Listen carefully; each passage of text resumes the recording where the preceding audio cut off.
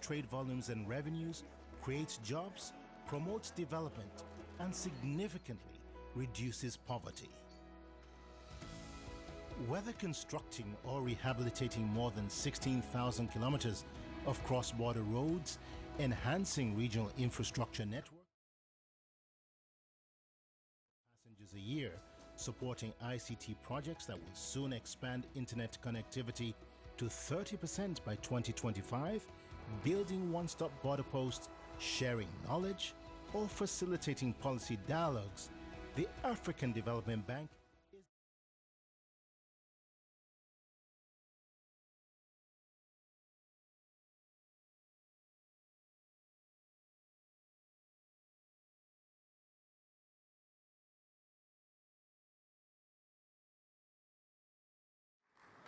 I now have the honor to call upon His Excellency Mr. Cesar Augusto Mba Abogo, Minister of Economy, Finance and Planning of the Republic of Equatorial Guinea, who is also Governor of the Bank Group for Equatorial Guinea and the Chairperson of the Boards of Governors of the Bank Group. Please go to the rostrum for your speech.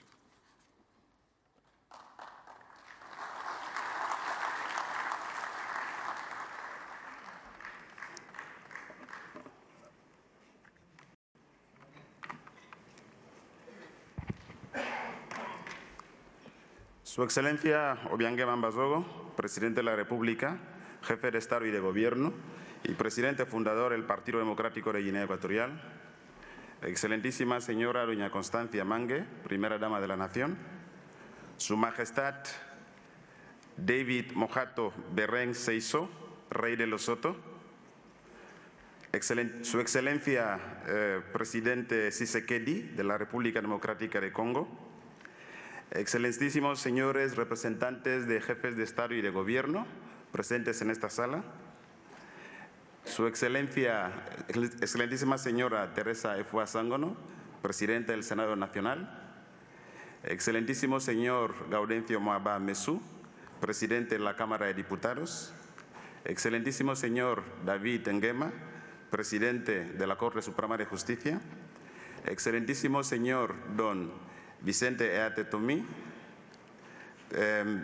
Vicepresidente del Consejo de la República, Excelentísimo Señor Don Marcelino Nguema Onguene, Defensor del Pueblo, Excelentísimo Señor Don Francisco Bamasue, Primer Ministro del Gobierno, Excelentísimos señores miembros de Gobierno de la República de Guinea Ecuatorial presentes en la sala, Excelentísima Señora Coloma Ejang Bengono, Alcaldesa de Malabo, Excelentísimo Señor Secretario General del Partido Democrático de Guinea Ecuatorial y su adjunta, Excelentísimo Señor Dr. Akinwumi Adesina, Presidente del Banco Africano de Desarrollo, Excelentísimos señores gobernadores de miembros regionales y no regionales del Banco Africano de Desarrollo, Excelentísimos señores directores ejecutivos, Excelentísimas y distinguidas autoridades presentes en esta sala, damas y caballeros, señoras y señores. En mi calidad de Ministro de Hacienda, Economía y Planificación y también Presidente de la Junta de Gobernadores de las Asambleas, el año pasado, empezando por Resiliencia, el año pasado cumplimos 50 años de independencia y nuestra historia es un claro ejemplo del triunfo ante la adversidad y la superación de los traumas. Guinea Ecuatorial ha pasado de ser uno de los países más deprimidos del planeta a principios de los 80, uno de los más pobres durante la década de los 80 y los 90, a lo que ustedes están viendo hoy. Un país dotado de buenas infraestructuras, un país en el que la calidad de vida de las personas ha mejorado enormemente y un país que vive en paz y de forma pacífica, estable y pacífico. Para todo ello, el liderazgo visionario e inspirador de Su Excelencia el Presidente de la República ha sido la clave y también una gestión responsable de los recursos del petróleo y la determinación de las ciudadanas y ciudadanos de esta nación de vivir en paz. Todo eso ha hecho de nuestro país un ejemplo de estabilidad, paz y prosperidad en nuestro continente. He hablado antes del concepto de resiliencia, porque la resiliencia significa la capacidad que tenemos de superar los traumas, de sobreponernos y seguir adelante. Entonces, Guinea Ecuatorial es un país que, en nuestra opinión, simboliza lo que es la resiliencia. Somos un país resiliente, somos un país que controla su propio destino. Eso lo hemos conseguido con el liderazgo visionario de su excelencia el presidente de la República y la determinación de todas las personas de Guinea Ecuatorial de seguir adelante.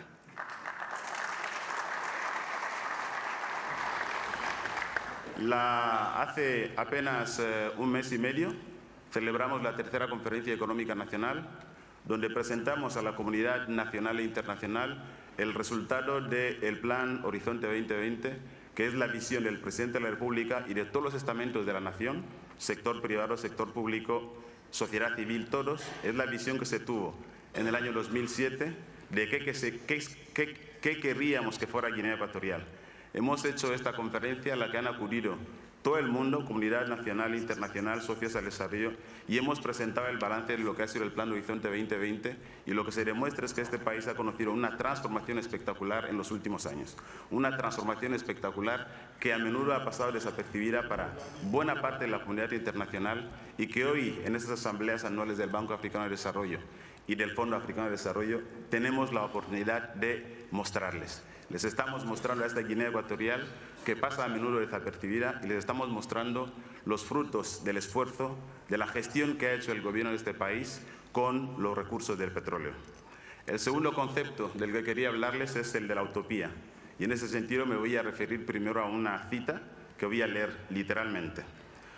Un mapa del mundo que no incluya utopía no es digno de consultarse, pues carece del único país en el que la humanidad siempre acaba desembarcando. Y cuando lo hace, otea al horizonte y al descubrir un país mejor, zarpa de nuevo. El progreso es la realización de las utopías. Cuando hablamos aquí de utopía nos referimos a África, porque África simboliza el concepto de utopía.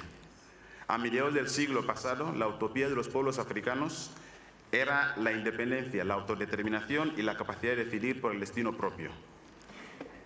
Pero parecía imposible al principio. A mediados del siglo pasado, en los 50, 40, parecía imposible, pero se logró. Conseguimos las independencias. Hoy, nuestra utopía es la integración regional. Y el Banco Africano de Desarrollo y el Fondo Africano de Desarrollo tienen la misión de impulsar dicha integración para la prosperidad económica de todo el continente. La zona de libre comercio continental ya está en marcha. 6 de las 10 economías que más crecen en el planeta son africanas. El crecimiento promedio del PIB real del continente africano es del 3,5%, por encima de mercados emergentes y otras economías en desarrollo. Pero también tenemos desafíos. El futuro es brillante, pero tenemos desafíos. En las proyecciones de crecimiento poblacional que se manejan en la fecha, avalan y exponen que necesitamos crear 55.000 empleos diarios, empleos decentes, de aquí al 2035. El potencial es enorme, pero también, como he dicho, los desafíos. Por esto, estas asambleas que se celebran en Guinea Ecuatorial, con el lema de integración regional para la prosperidad económica, son muy importantes, porque definen lo que es el banco y lo que va a ser nuestro continente.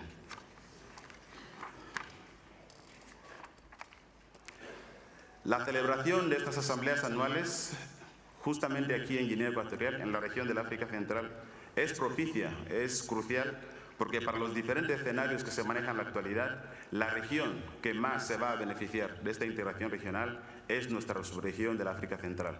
Por eso nosotros, cuando hemos hablado de estas asambleas anuales, hemos dicho que es un privilegio para Guinea Ecuatorial, pero no solo para Guinea Ecuatorial, sino para todo el conjunto de la subregión. Estamos abriendo nuestra subregión, estamos mostrando lo que es nuestra subregión. Y Guinea Ecuatorial se siente particularmente honrada de que todo esto esté sucediendo aquí. Quiero acabar con una última cita que seguro todo el mundo conoce. Parece siempre imposible, es la cita, parece siempre imposible hasta que se hace. Esta cita es de Nelson Mandela y lo que queremos decir con ella es que a finales de la década de los 80 del siglo pasado, la integración regional parecía una utopía lejana, pero hoy ya lo estamos haciendo. Lo estamos haciendo, nuestro continente se está integrando para la prosperidad de todas las africanas y de todos los africanos, y el Banco Africano de Desarrollo es nuestro vehículo, nuestro principal motor para esta integración regional que beneficiará a todas las personas de África. Para nosotros es un privilegio y un honor presidir las asambleas la Junta de Gobernadores de las asambleas anuales del Banco Africano de Desarrollo y del Fondo Africano de Desarrollo este año, en este preciso momento y con esta precisa temática, que estamos confiados en que creemos firmemente que va a marcar un antes y un después en la historia de nuestro continente. Con estas dos citas, la de antes, la de la utopía, que es de Oscar Wilde, y con la del el difunto Nelson Mandela, nuestro llorado Nelson Mandela, concluyo aquí mi alocución de bienvenida, esperando que todos ustedes se tomen el tiempo para conocer no solo Sipopo, no solo Malabo, sino también otras partes de Guinea Ecuatorial, porque la transformación de la que les hemos hablado antes en 10 años no solo se vive aquí en Malabo, no solo se vive en esta isla, se vive en todo el país. Guinea Ecuatorial se complace en acoger estas asambleas anuales y esperemos que su estancia aquí sea productiva y placentera. Muchas gracias.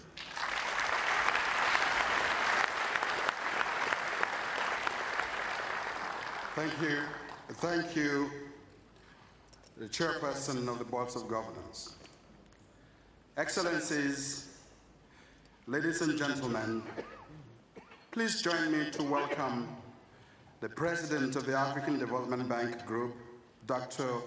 Akinwumi Ayodeji Adesina, who is apparently a AAA president of a AAA financial institution, to the podium.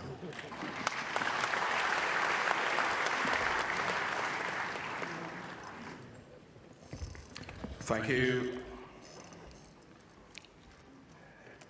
Excellence, Monsieur le Président Obiang Nguema Basago de la République de Guinée équatoriale, notre Président hôte, accompagné par Madame la Première Dame, de pays ont applaudi pour la Madame la Première Dame de ce matin.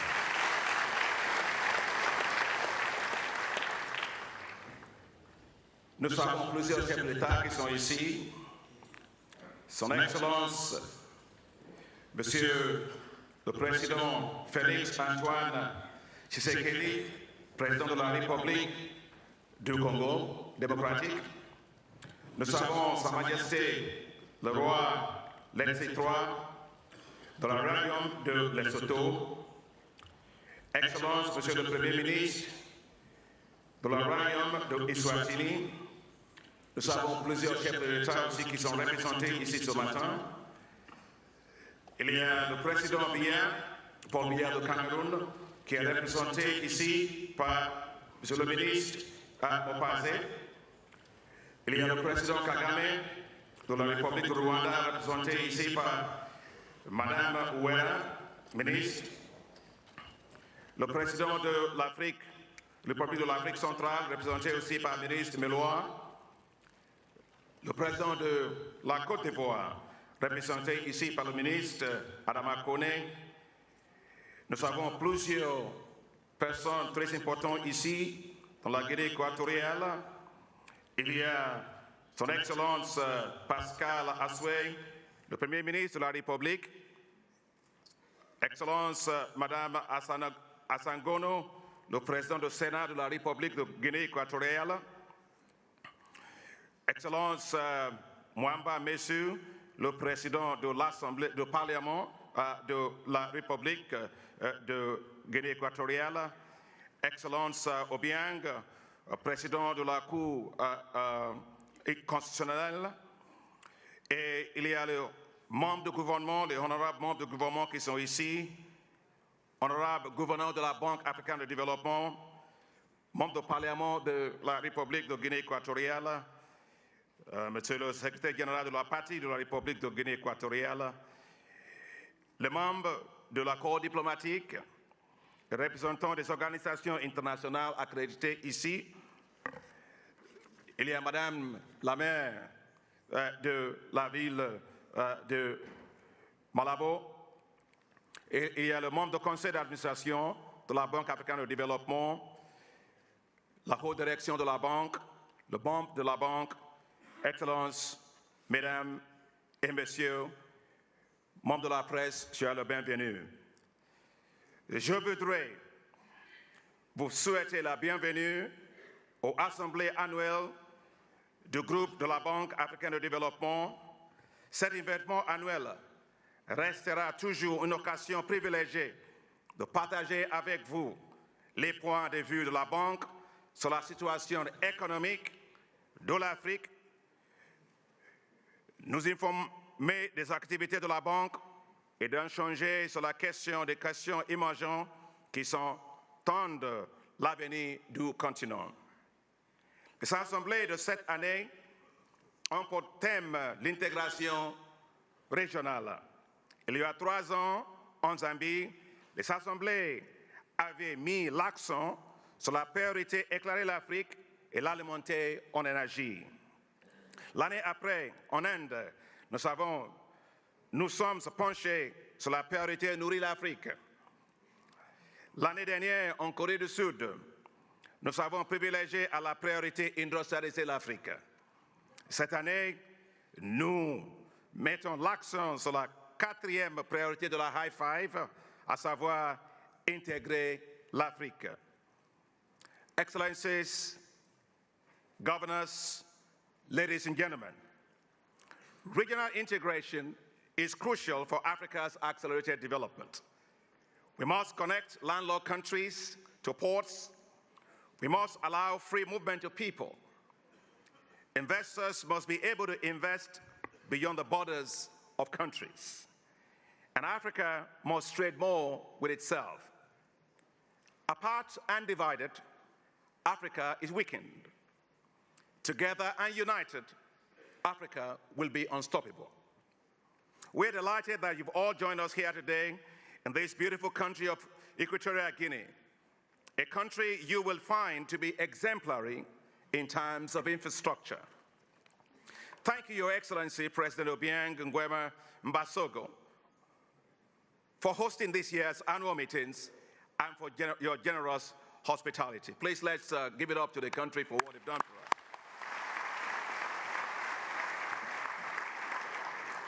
Thank you.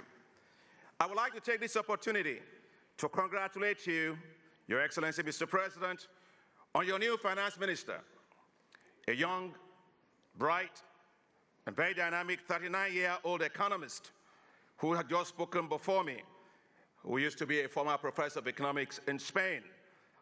My interactions with him showed me that you made a very smart choice, Mr. President. By his appointment, you have demonstrated remarkable confidence in the youth as you build towards the future. Well done, Mr. President.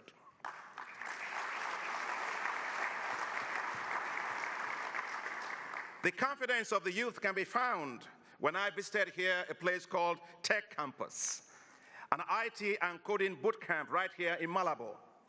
There I saw dynamism, resourcefulness, and entrepreneurship of the youth at work and in action.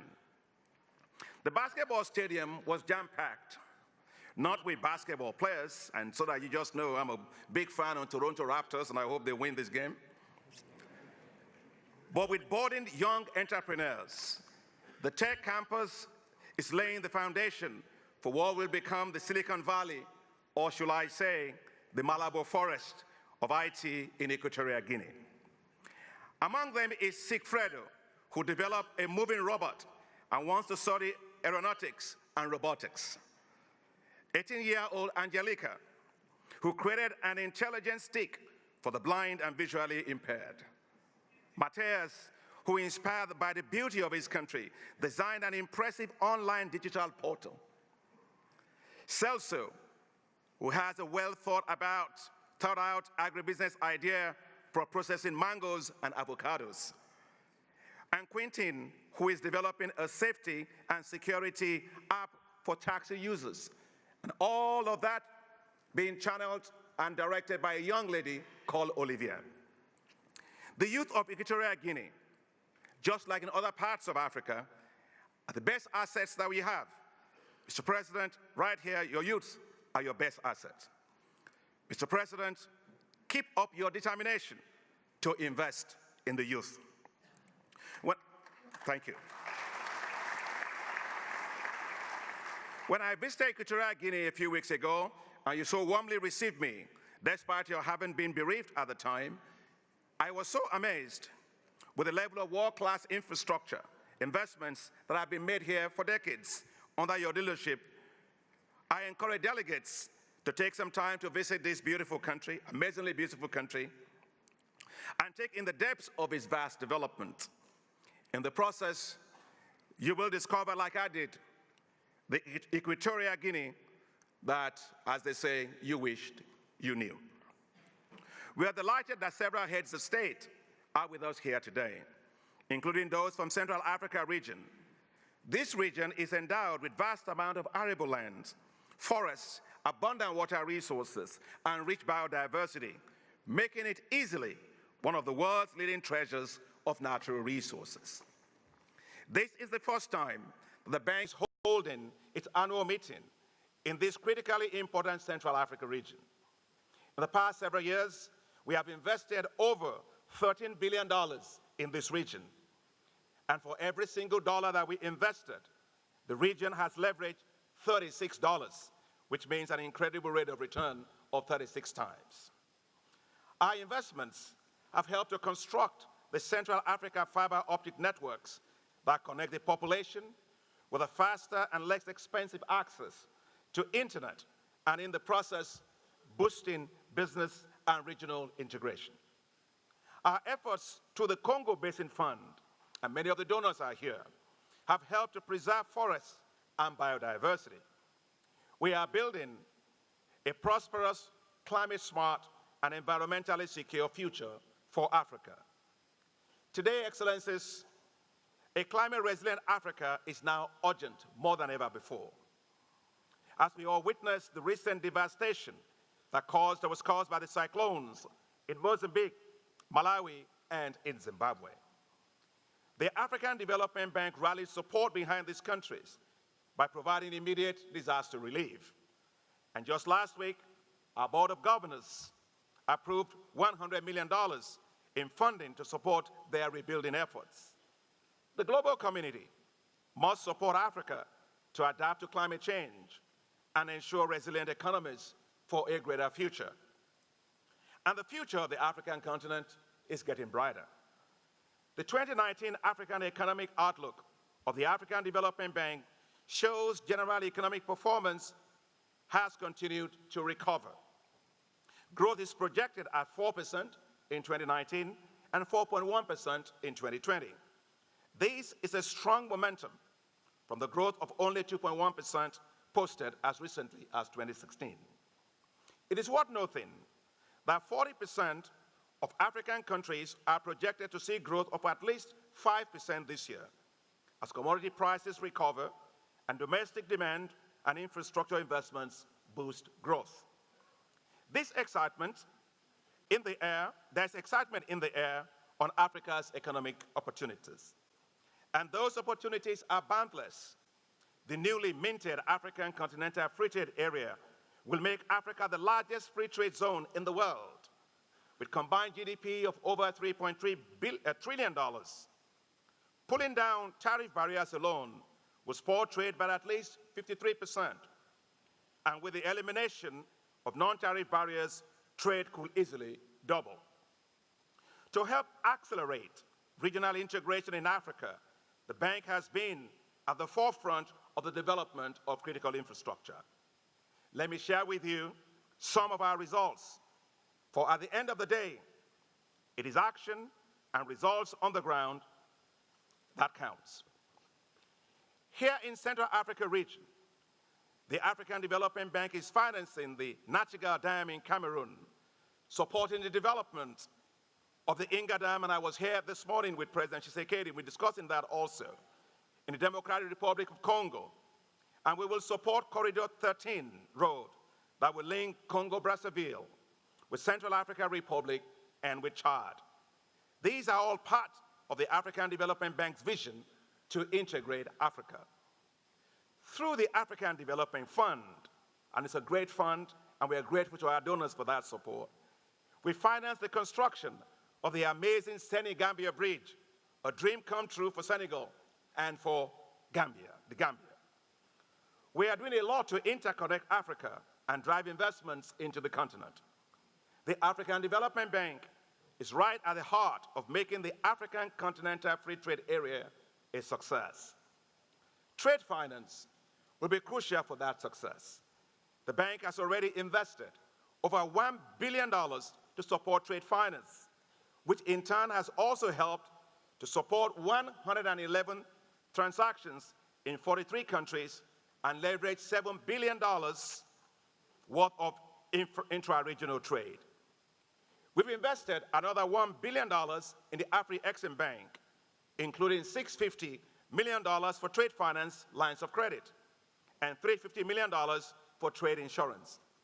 We've also invested $630 million in the FirstRand Bank and the Absa Bank, both of them in South Africa, to support the expansion of access to trade finance for 20 countries. Our work, together with the African Union Commission and the regional economic communities on the Africa Visa Open Index, continues to monitor how Africa is doing on the free movement of people. Progress, Excellencies, has been made, but much work still needs to be done. The Openness Index shows that in 2018, Africans did not require visa to enter 25% of the countries in the region. They can get visas on arrival for 24% of the countries, but they still need visas to enter 51% of the countries. To integrate Africa seriously, we should bring the walls down all across. The free movement of people, and especially labor mobility, will be very crucial for promoting investments. To accelerate investments and mobilize greater resources for Africa, the African Development Bank, together with its partners, launched the Africa Investment Forum. Held for the first time last year in Johannesburg, South Africa, the event attracted over 2,000 participants and investors from 53 countries around the world, including pension funds and sovereign wealth funds. The results were simply amazing. Investments worth over $38.7 billion were mobilized in less than 72 hours. Just listen to Canada's Chris McLean, the Chief Executive Officer of Shaw Share Capital, a private equity fund with rising investments in Africa. He says, and I quote, "I have been traveling to Africa for over 20 years doing investments. I have never seen anything like the African Investment Forum. It created seismic shifts." A good example of such seismic shifts is the $2.6 billion deal by investors in South Africa to build Accra SkyTrain in Ghana. Also, the African Development Bank, Africa 50, and other partners signed a $500 million financing agreement to construct the first road and rail that will link the two Congos, the Democratic Republic of Congo and the Republic of Congo. And we are only just getting started. The 2019 Africa Investment Forum will hold in Johannesburg from 11 to 13 November, so please mark your calendars. In 2018, the bank helped to finance and complete a number of major infrastructure projects that are very transformative, including 2 international airport terminals in Ghana and Senegal, and the regional express train of Senegal, the first in the West Africa region. And just to make sure that we're very supportive of the president there, one of my vice presidents, Amadou Hott, is now the Minister for Planning and Economy of the Republic of Senegal. I just want President Macky Sall to know that that is our equity investment in his government.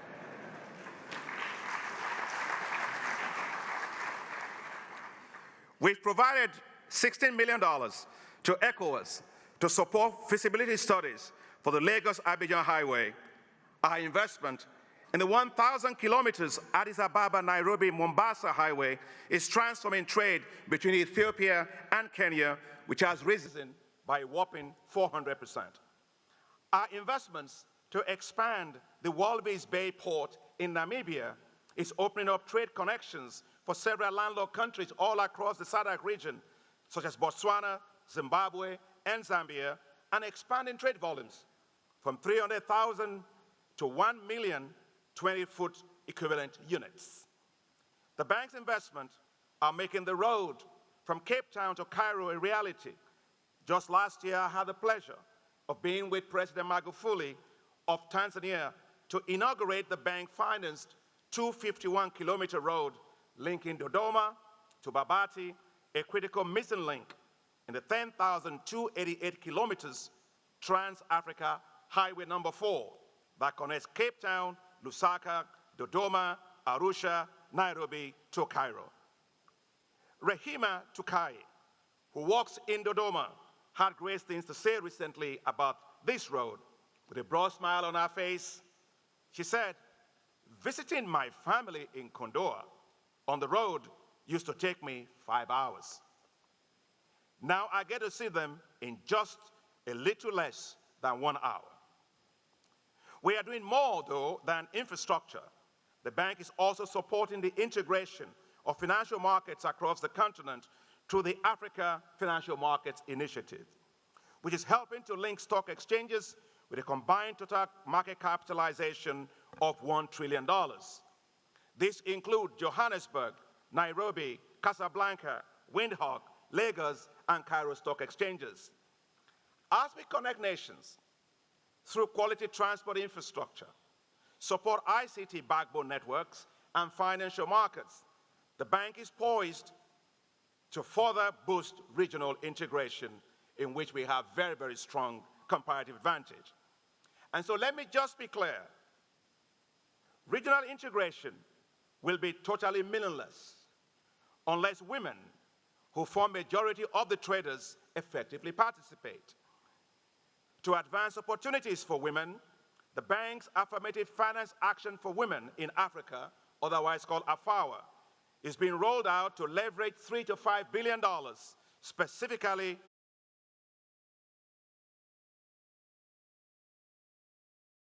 Women Entrepreneurs Finance Initiative, WIFI, that's for the World Bank, has just invested over $68 million in AFAWA.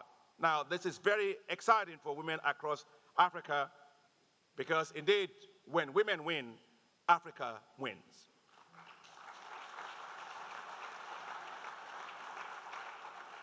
To help Africa to achieve more, we are positioning the bank very well to meet the challenges ahead. I am pleased to report that since we last met in Busan, a lot has happened to your bank. The AAA rating of the bank was again maintained. I don't mean my own AAA, I mean the bank's AAA rating, as it has been for the past several years. We've always done that. Our loans to countries have expanded, and so have our disbursements. We are paying greater attention to the quality of our projects, as we should. The bank was rated the 4th among 45 development organizations in the 2018 Aid Transparency Index report, a clear sign of progress made in ensuring greater transparency and reporting across all of our operations. The bank introduced several balance sheet optimization initiatives that have generated global attention, including the Room to Run instrument that sold off some of the risks on our loan books to the private sector in a $1 billion initiative, the first by any multilateral development bank globally. And it's not just about money. It's all about development impact. In the past 3 years, the bank, with your support, has steadily delivered significant impacts. It has connected about 16 million people with access to electricity, 70 million people with access to agricultural technologies to achieve food security, 9 million people with access to finance from private sector companies, 57 million people with access to improved transport, and 31 million people with access to improved water and sanitation services. Yet, Africa needs more, and Africa deserves more. The time is right to do more for Africa. We cannot postpone what is good for Africa always into the future. As Africa's bank, we will continue with your support to push for greater results, for more development and better quality for the life of Africans. That's why the African Development Bank is seeking your strong support for the general capital increase of its bank, the African Development Bank, the commercial part of the bank, and also for the replenishment of the African Development Fund, a crucial fund for Africa's development. We are grateful for the strong support you gave yesterday. We had a long meeting at the conclusion yesterday on the third Governors Consultative Committee. And I want to thank all the ministers and the governors for that. We made great progress in those conversations.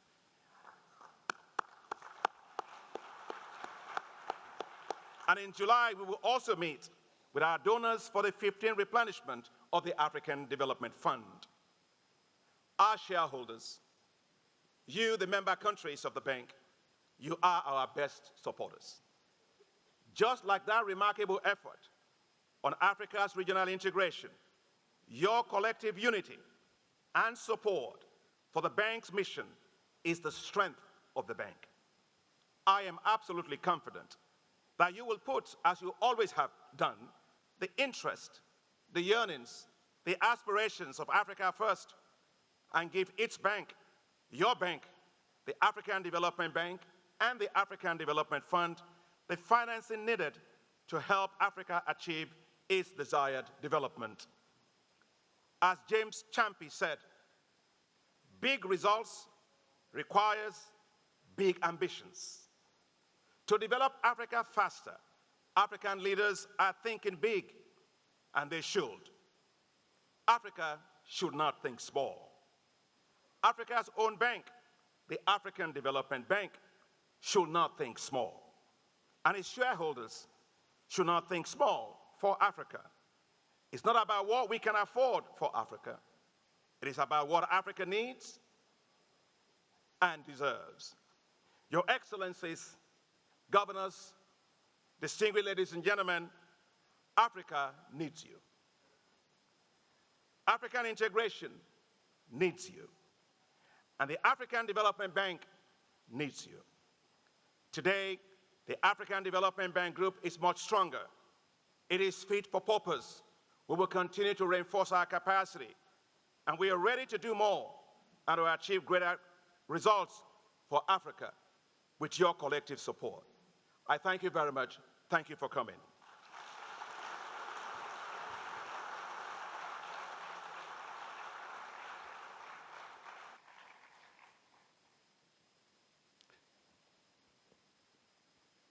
Thank you, Mr. President. Your AAA doesn't need to be maintained, is always constant.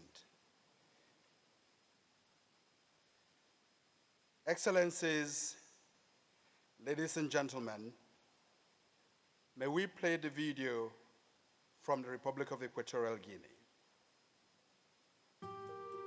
Do you know? Do you know that Africa has created the world's largest free trade area? Do you know that the African Continental Free Trade Area will be the future of African development? Do you know that in terms of economic potential and growth, Africa has never been more important on the world stage? 7 of 10 of the world's fastest growing internet populations are in Africa, a trend that will reshape entire economies as new companies leapfrog established technologies, ideas, and infrastructure. And do you know that more than 15 African countries have already banned the use of plastic bags and are taking measures each and every day to combat the massive threats of climate change? Ours is a continent of tolerance and cultural diversity. We don't just teach it, we live it. Ours is a multicultural continent of thousands of languages and several religions. We are like no other. Ours is an Africa of diverse nature, culture, tradition, and, as it has been said for millennia, the birthplace of mankind. Do you know that by the end of the century, 40% of the world's population will be African? Dreaming with ambition, we are the youngest continent in the world. We see and anticipate the future. Today, Africa, this continent of more than 1 billion people, has ratified a new continental free trade agreement that will integrate Africa economically in unprecedented ways. With the free movement of people, goods, services, energy, knowledge, and technologies, just imagine how far and how fast we can move across borders and accelerate economic development. Today, the African Development Bank and Equatorial Guinea welcomes more than 2,000 high-level participants to the 2019 annual meetings of the bank, including heads of state, finance ministers, civil society organizations, thinkers, policy makers, investors, private sector leaders, and numerous stakeholders from all the 80 member countries of the African Development Bank. We intend to bring Africa together far beyond this conference center. Welcome to Equatorial Guinea, a stable and peaceful country that welcomes you with warmth and tenderness. We are a young and ambitious country. We are building for our youth and for the future. We are changing social and economic paradigms. And we are building world-class infrastructure to create opportunities for investment and growth. We are building an Equatorial Guinea that will be an open door to the future of African development. Welcome to Malabo. Welcome to Equatorial Guinea. Welcome to Africa. 1 billion people, one future. We are making a difference.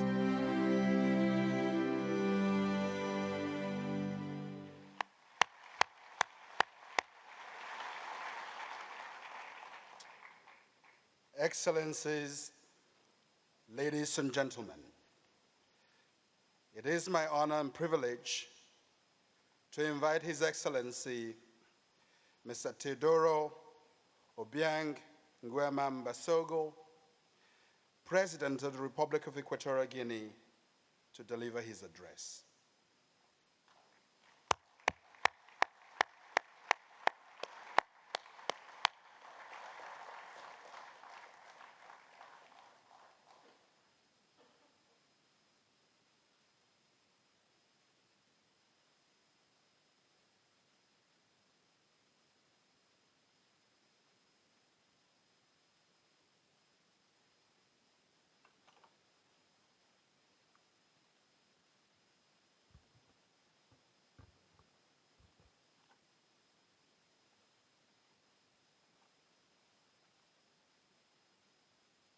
Su Majestad Letsi III, Rey de Lesotho.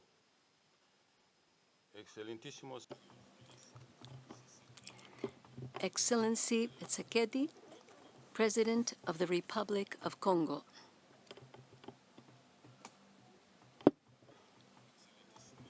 Your Excellency, Minister of the Kingdom of Tsodini, Your Excellencies, President of the Constitutional Organs, Your Excellency, His Excellency, the Prime Minister, and other members of the government. His Excellency, Mr. Akinwumi Adesina, President of the African Development Bank. Honorable members of the African Development Bank, representatives of African states present at this meeting, distinguished representatives of civil society, distinguished guests, ladies and gentlemen. On behalf of the people and government of the Republic of Equatorial Guinea, I am pleased to welcome to this opening ceremony to all delegations of friendly and brotherly and sister countries which are participating in this 54th annual meeting of the African Development Bank,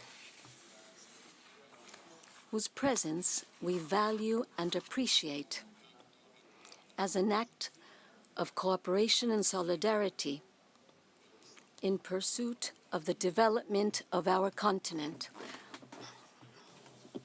We wish to convey to you the fraternal greetings of the people of Equatorial Guinea, and we wish as well for you to enjoy our traditional hospitality.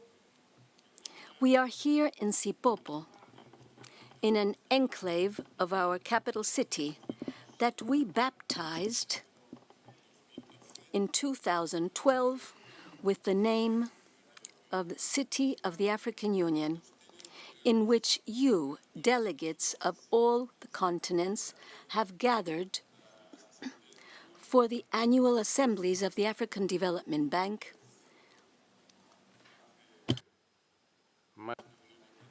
since more than one decade ago. This place was the remains of a colonial plantation of sugarcane and cocoa that the forest had consumed completely. The city of Malabo,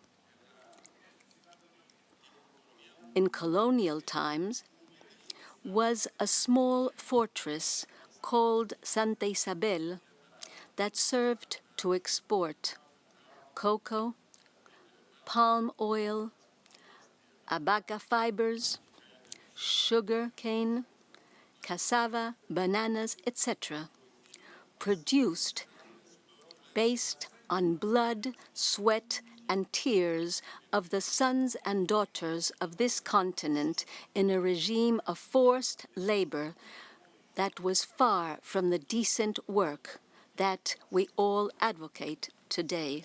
Santa Isabel, as this colonial administrative colonial enclave was known before, which we later baptized as Malabo, also served as a neurological center of the colonial order that administered these lands, now known as Equatorial Guinea. Undermining the development aspirations of the natives and, of course, flagrantly violated all human rights contained in the Universal Charter of Human Rights. Here, as well as in the rest of Africa and the world, the colonized people were not human by birth. Therefore, they lacked every right by birth. Ladies and gentlemen, I am very pleased to welcome you to Malabo and to this enclave of the City of the African Union, Sipopo, because I know what it has cost us to have what you see here today.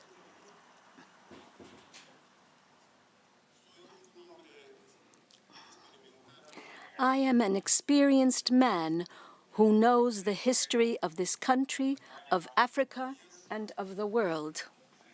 A few days ago, I turned 77 years, and please allow me to make a comparison of the facts. Ghana, the first independent African country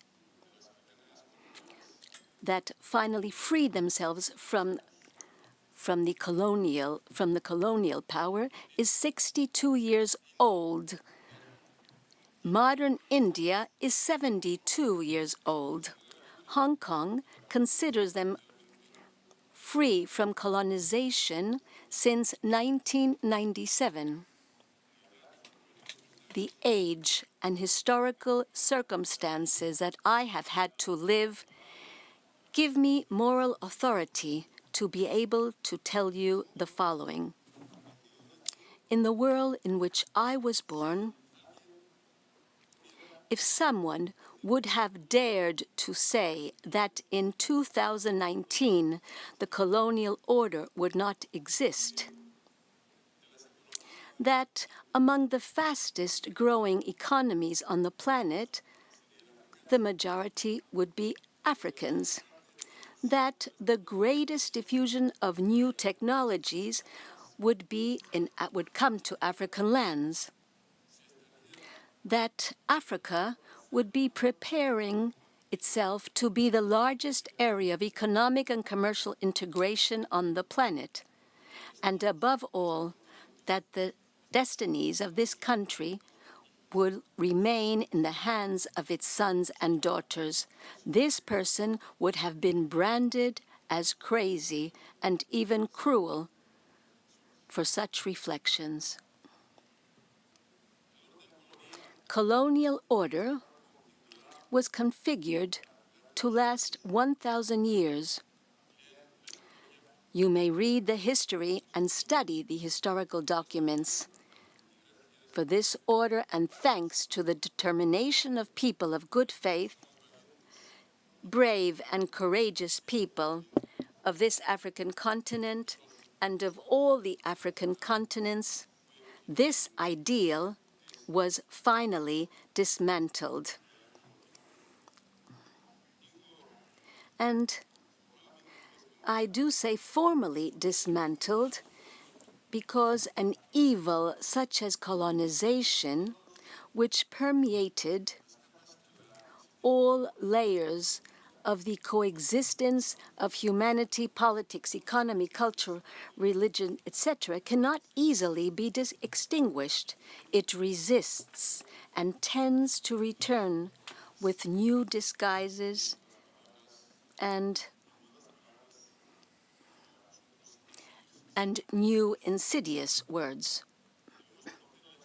We should know the history, learn from it, because the past is not easily to bury, and although the colonization was defeated, there still exist remnants and some people and institutions that basically still share this vision of the colonial past.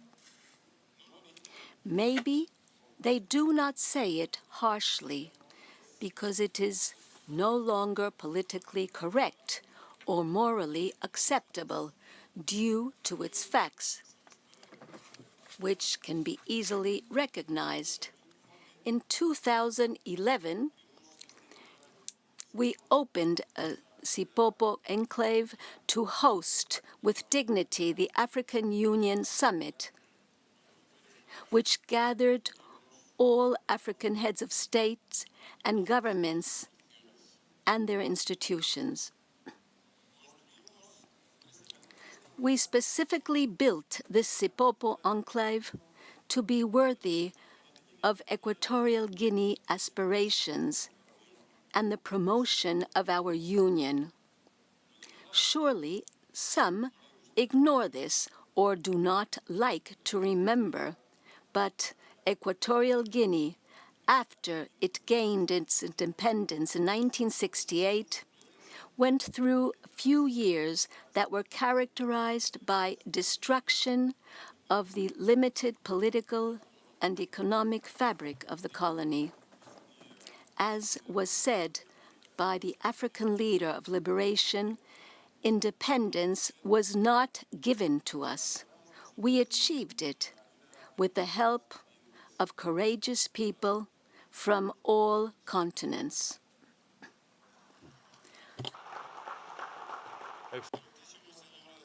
Distinguished guests, ladies and gentlemen, colonization left us with a fragile structural system ready to vanish, unable to fulfill the aims of managing and sustaining a state. That is why we are destined to fail and to fight among brothers. We saw this in many parts of the continent, and the first years of Equatorial Guinea confirmed those fears.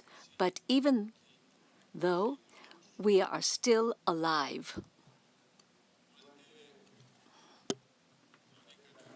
during the 80s and until mid-90s, Equatorial Guinea headed the list of the poorest countries on the planet. Barely the international press mentioned suffering and misery of our people. With the exploitation of oil, the appetites that wake up the eyes were placed on Equatorial Guinea instead of asking for the past history of the country and for the horrors that we had suffered. The concerns focused on oil and whether the government would be able to manage the riches of oil, our wealth. As underage, we should not have decided on the use of our resources, and it should be others to come and decide what we should do with the oil. However, we convened the first National Economic Conference in 1997, a second in 2007, and just 1 month ago, we organized the third National Economic Conference. The first conferences aimed to discuss the use of oil revenues, and the recent one was to see how we would exploit the assets that the country has today, how we would integrate into the Sustainable Development Goals agenda and the Africa Agenda of 2063 in our policies of development. We mobilized resources for economic diversification and consolidation of social equity. All these conferences have been attended by civil society, state powers, private sector, and development partners, in which debates have always been decisive, open, and without restrictions.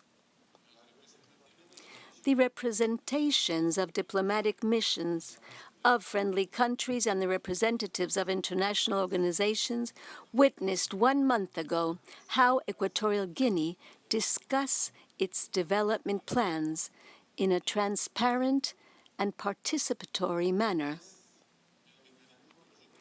This is the mechanism that we have chosen to decide our development policies based on our resources.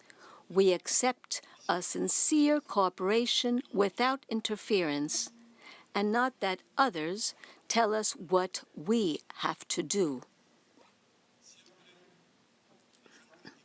We have always been criticized for the use of oil money. Each step that we have taken has been worthy of criticism. Even this Sipopo enclave, when we built it, we were harshly criticized. The conference hall, the hotel, the golf course, the hospital complex were criticized. The artificial beach, they criticized the villas that were to host the heads of state and government. We did all of this for the dignity of our people and our continent. And that is why we call this part of Malabo the city of the African Union.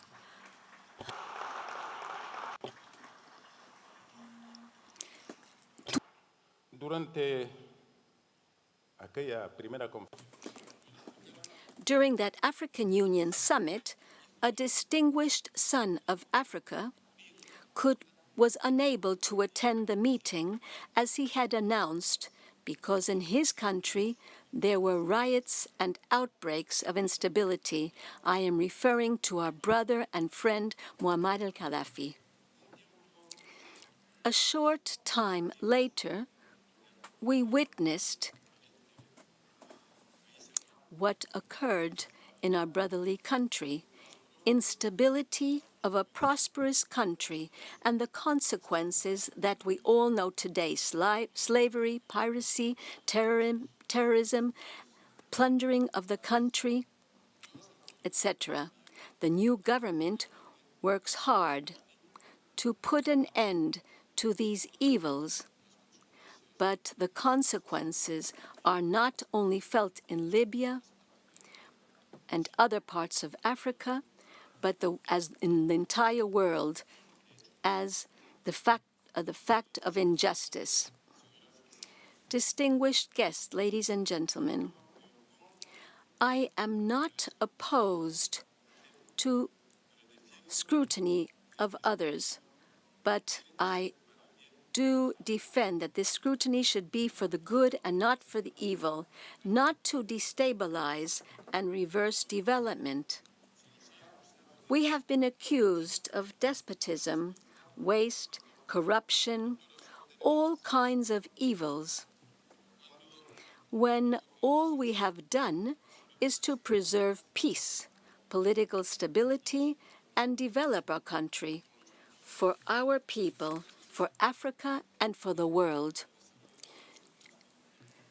Due to the fact that development is a global aspiration, it is the responsibility of each and every one of the leaders of this planet who must assure the citizens of their respective countries in particular and of humanity in general to advance towards higher levels of well-being and development.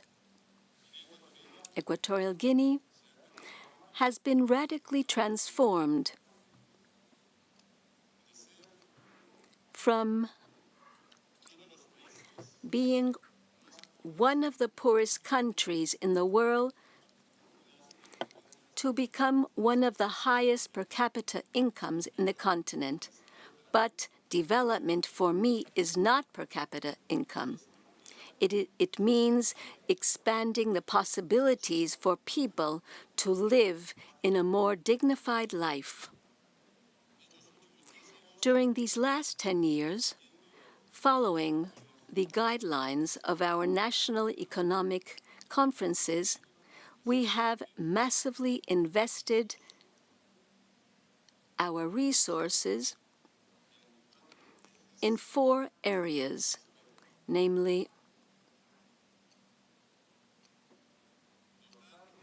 to provide the country with infrastructures, improve governance, invest in human capital, and to promote economic diversification. We have built ports, airports, public buildings, hotels, bridges, roads, social housing, schools, universities, etc. We have expanded our cities and created new cities and new poles of development.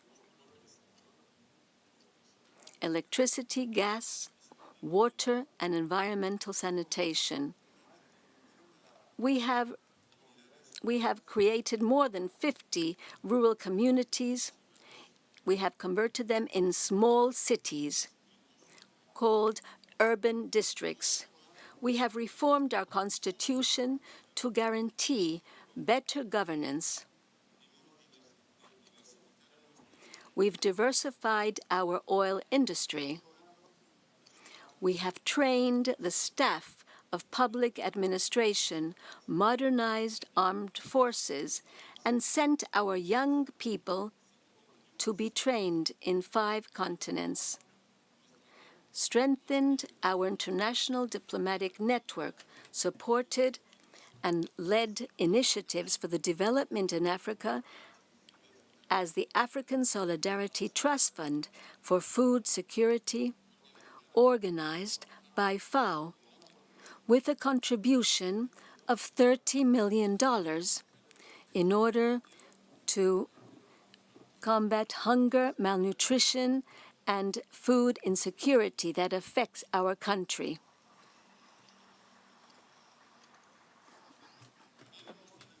We have also financed the vaccine in order to eradicate malaria. We are committed to eradicate the barriers of development, to the development of the private sector, to improve living conditions of our population. And we have been in solidarity with the noble causes in our continent and outside the continent. But some call this corruption, waste, violation of human rights. But I call it development. And we are achieving this with the support and participation of our people.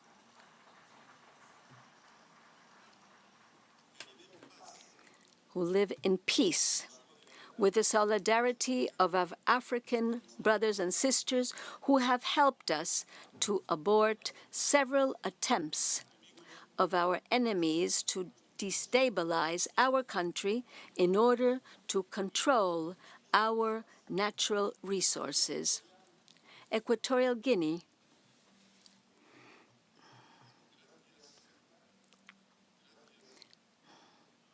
thanks to the understanding of friendly countries and international organizations that believe without restriction that Equatorial Guinea in particular and Africa in general deserve the opportunity to develop in peace. We would like you to visit more parts of Equatorial Guinea, to go to the other side of this island, to the continental region, and to the borders with Cameroon and Gabon. And you will witness that development exists everywhere in Equatorial Guinea, not just here in Sipopo and Malabo. We believe that it is a privilege to host these annual assemblies at a time when we begin a new policy of diversifying the economy and consolidating social equity. In a context in which Africa is preparing to boost regional integration in order to capitalize on our potential and an ambitious development agenda, the Africa 2063 agenda, in its global context in which humanity expresses itself with a single discourse of development, with political objectives of sustainable development for all. Equatorial Guinea is committed to regional integration for shared prosperity. We count on the African Development Bank to help us achieve economic diversification and consolidation of social equity. And we reiterate that everything that we have done in Equatorial Guinea is thinking of our country and thinking of our continent and looking at the world. We also have 3 reflections. One, for the President of the African Development Bank, Dr. Adesina, and the ADB Board. Another, for governors of the African Development Bank who have gathered here in Sipopo, and the last one for all those attending these assemblies. To Dr. Adesina, President of the ADB and the ADB Board, we wish to say the following. The reputation of Dr. Adesina precedes him. An excellent job as Minister of Agriculture in his country, achieving what seemed impossible to guarantee food security. We have closely followed his work as President of the ADB, in charge of a directive, and his boundless energy and the enthusiasm that he arouses. We encourage you to continue this way. Regional and non-regional partners of the bank to support a very noble cause, which is the development of Africa and of humanity. To the ADB governors present here, you will be discussing important issues related to the future of the African Development Bank and therefore with the future of Africa and of humanity. Be brave, as our dear Nelson Mandela said. It is always impossible until it is done. And I all wish to say that all physical impossibility we're able to reach.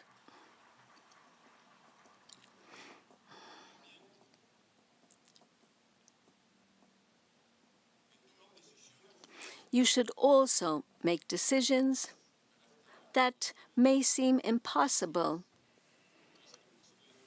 to adopt. You should take these decisions because you will have to define the future of the African Development Bank. And you should do it thinking that Africa deserves the opportunity to develop itself and that the African Development Bank is the engine of this development. To all those who have come to our country for these assemblies, I wish to invite you to know our country, journalists, businessmen, ministers, governors, civil society. I invite all of you to know the true image of Equatorial Guinea. I wish to transmit a message to all of you. Equatorial Guinea is open to business so that men and women from our continent and from all over the world come, settle, and feel safe in investing for full development, for the prosperity of Equatorial Guinea in particular, Africa, and the world in general. To conclude, we reiterate our greetings of friendship to all the delegations participating in this assembly, and I conclude by declaring open the 54th Assembly of the African Development Bank. Thank you very much.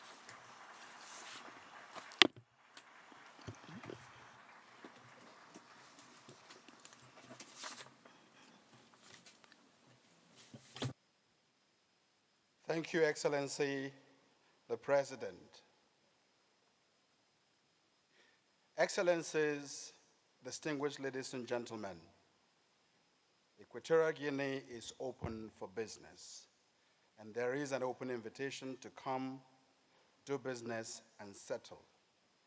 No wonder the foreign minister said, I have earned a passport of Equatorial Guinea because of my constant coming here to organize and arrange for these annual meetings. So we'll come, Mr. President, and the world will come to Equatorial Guinea. Ladies and gentlemen, we have come to the end of the opening ceremony. Permit me, however, to make some announcements before we leave the room. Immediately after this, there will be the high-level presidential panel in this room. After that, there will be a group photograph exclusively for governors, heads of state, and the special guests at the photo wall outside the plenary.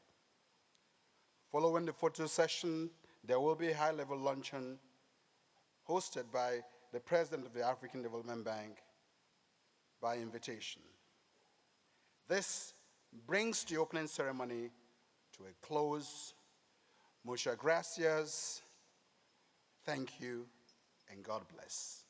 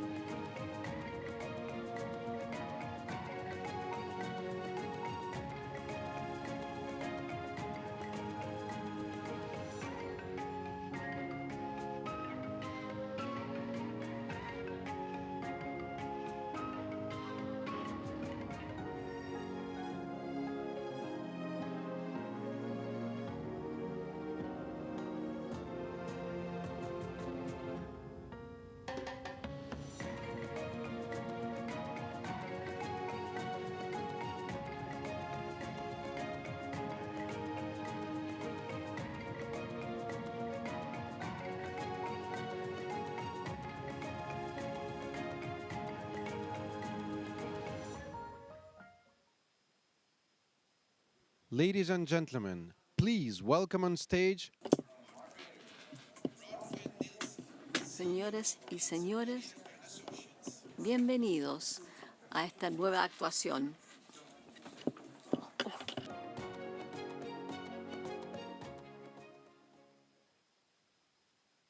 Ladies and gentlemen, we'll be shortly, in the spirit of Africa integration, broadcasting the high-level presidential dialogue across the African continent.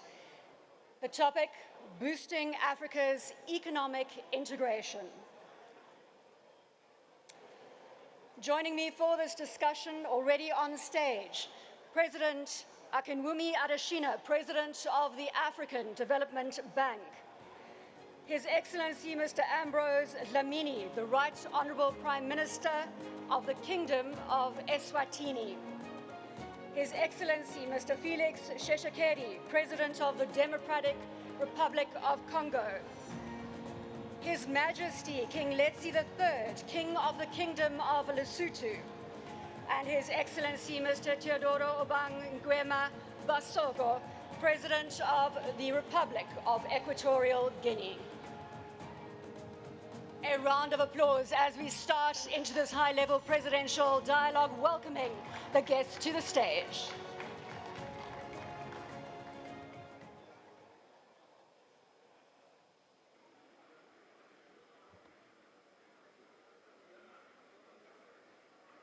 As we said, ladies and gentlemen, this broadcast is going live across the African continent in the spirit of African integration that we celebrate here today. I'm going to ask you to take your seats as we cross onto the satellite platform that will take us across Africa. Welcome to this high-level presidential dialogue on boosting Africa's economic integration. Joining me on stage, President Akinwumi Adesina, President of the African Development Bank. His Excellency, Mr. Ambrose M. Dlamini, the Right Honourable Prime Minister of the Kingdom of Eswatini. His Excellency, Mr. Felix Tshisekedi, President of the Democratic Republic of Congo. His Majesty King Letsie III, King of the Kingdom of Lesotho. And His Excellency, Mr. Teodoro Obiang Nguema Mbasogo, President of the Republic of Equatorial Guinea. And welcome to all of you tuning in live from across the African continent to this high-level presidential dialogue, starting with President Adesina. We've seen your statements, sir, that what counts is action and results on the ground. I know that the African Union is targeting intra-Africa trade to reach some 50% by 2045. And I know that the African Development Bank has put a milestone in the sand for 2025 at 20%. Where are we to achieving that number, sir? Well, first and foremost, let me use this opportunity to thank His Excellency President Obiang for hosting this annual meeting of the African Development Bank, and also to thank all the excellencies that are here to joining us at this particular meeting. It's really exciting to think about the future of Africa. If you look at Africa, you got 54 countries. Individually, those countries are going to be weak because they're smaller countries. But when they are united, the economies are going to be really massive in terms of growth, in terms of jobs, in terms of trade, and in terms of investment. And we are so thrilled at the African Development Bank that the African leaders have agreed and they are rolling out the Africa Continental Free Trade Area. Now think about it. That Africa Continental Free Trade Area